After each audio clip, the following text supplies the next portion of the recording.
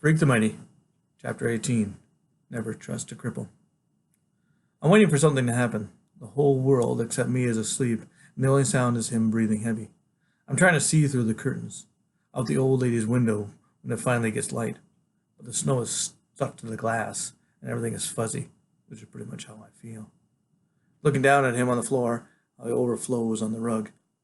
I think about that story where the giant falls asleep and is tied up by little people. Not that I do anything. I'm just a blob in the chair and with numb hands and numb feet. Finally, what happens, there's a noise from the back and these light, skittery footsteps. Then my father comes awake so fast that he almost yanks me from the chair. He's on his feet with this wild look in his eyes. And Loretta Lee glides into the room. "Merry Christmas, boys," she says. She's got this pizza box in her hands, holding out like a present. "Where is Iggy?" my father asks. "Waiting for Santa Claus," Loretta says. "Ain't nothing open this morning, but we got this left over. You're welcome to it." Best put that down," he says, and he pulls on the rope and lifts me up. He gives her this cold look. "You go on and get Iggy," he says. Loretta Lee is wearing this long winter coat. It looks clean and brand new, so she probably got it for Christmas. But her legs are skinny and bare, where her feet go into these old rubber boots. She's smoking a cigarette and squinting through the smoke at my father, like she's trying to figure out what he's thinking. "Why can't you be nice, Kenny?" she says. "We had some good times in old days, remember?" "The old days are over," he says. "That's the best you can do for us? Leftover pizza?" Hey, pizza's good for you, she says. "It's got vitamins and stuff." "I still want to see Iggy."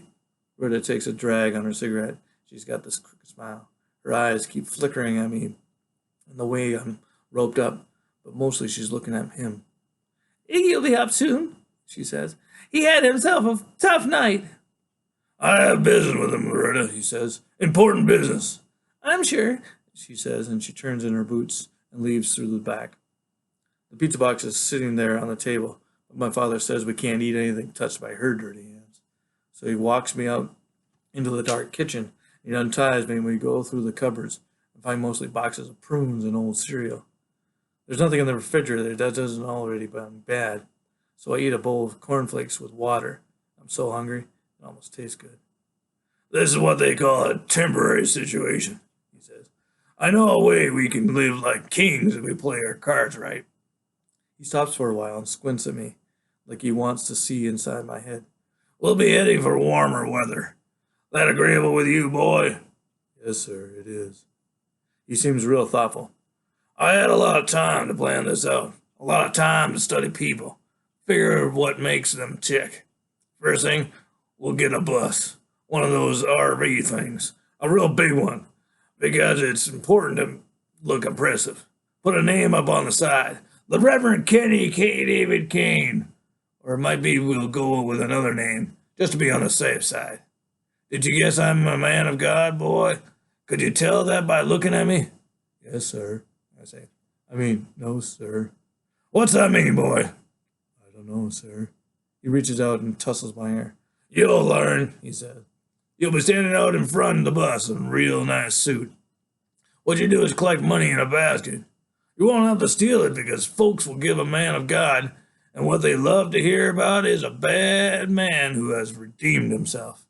I learned how to preach the word to a lot of illiterate convicts, but they were no more ignorant than a lot of other folk. No, sir, we're going to do just fine." And I finish the cornflake. He ties me up again. "This is just a precaution," he says. "Can't take any chance until you see the light. You want to see the light?" "Yes, sir, I do." He's grinning at me and he taps himself on the chest and says, "You're looking at it, boy. I am the light, and don't you ever forget it." He turned on the TV. It hardly comes in at all, but the screen is so fuzzy. And he keeps switching channels and he's cussing out the old lady for having such a crummy TV. All that's on is Christmas stuff and cartoons. He wants us the news to see if we're on it. "I bet they haven't even missed you," he says. "Kept you down in that cellar like an animal. How would they know?"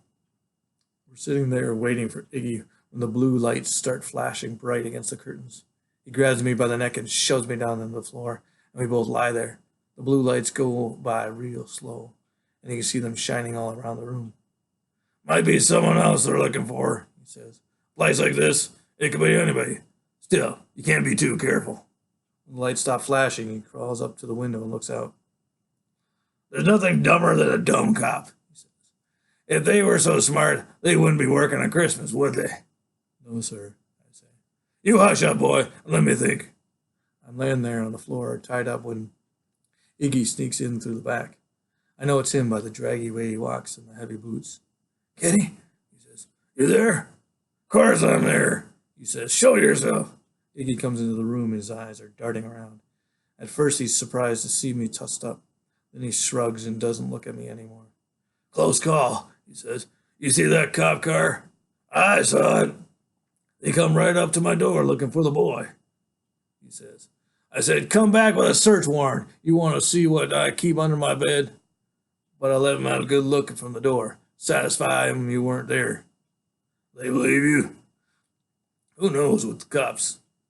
Then my father sort of dropping his arm around Iggy and giving him a squeeze, and you can see the cold, scared look on Iggy's little eyes, and that wet mouth of his inside his beard. You turned on me, did you? My father says.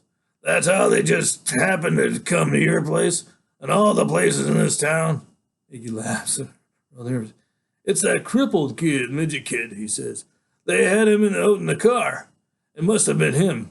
Loretta saw him peeking up over the seat. Freak? What midget kid? My father asked. You think I'll fall for that? Iggy points at me and says, ask him. Does he have a midget friend? The two of them stole Loretta's purse. That's how come they know this place. That's the God-honest truth, Kenny. My father kneels and down, looks at me up close. His face doesn't show anything. Well, he says, what's your story? We didn't steal it, I say. We just brought it back. Oh, my father says. Now that's an interesting story. I like that story. Iggy's talking fast, like he can't get rid of the words and leave. This Cripple Up kid belongs to Gwen. Remember Gwen? Her and her wife were pals. That's what Loretta says. My father puts his hand on Iggy and shoves him down into the old lady's chair. Never mind about her. It doesn't matter how the cops got onto you. All that matters is they did. And now what do we do about it? Iggy's scratching at his beard. And he starts to say something, and my father says, shut up and let me think. Iggy shuts up. Every now and then he sneaks a look at me, like he's trying to tell me something with his eyes, but I can't figure out what. After a while, my father says, first thing, give me a firearm. Something small and functional. Next thing is transportation. I don't care what, as long as it runs. Can you do that for me? Iggy says he can, no problem. Then do it, my father says. The quicker the better. Iggy leaves, walking backwards out of the room. My father lifts me up by the rope and says, I know you have more sense than to waste your time stealing pocketbooks with a cripple kid. You can't trust a cripple, but I guess you know that now, don't you? He shakes the rope. Yes, sir, I do.